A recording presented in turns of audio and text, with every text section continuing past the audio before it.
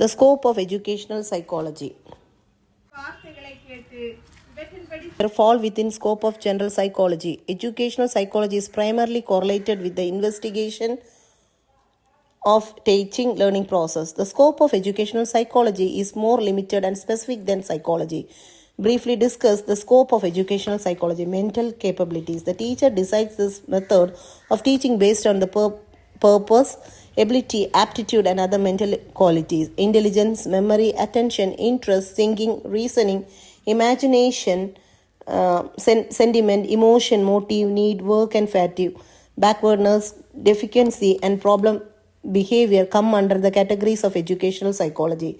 Stages of development. Children pass through various stages of life such as infancy, childhood, adolescence, and adulthood. All these stages have their own special characteristics. If the teacher knows the peculiarities and characteristics of learners who are different stages of development, he can utilize the knowledge for molding their behavior appropriately.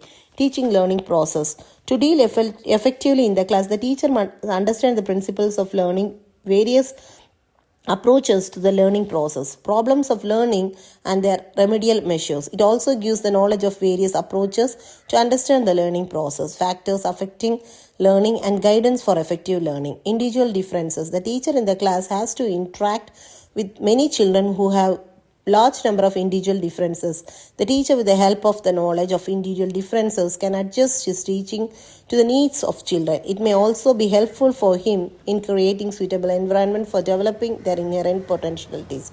Teaching strategies. Educational psychology gives the teachers the knowledge of appropriate methods of teaching.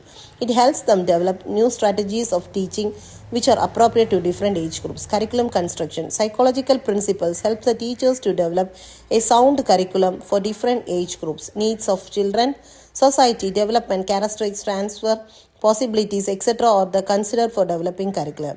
Behavior of children. By learning educational psychology, a teacher can be sensitive to the cause and problem of the children. Psychology helps the teacher to lead to the development of the number of useful techniques for getting a better understanding of specific instances of behavior. Thank you.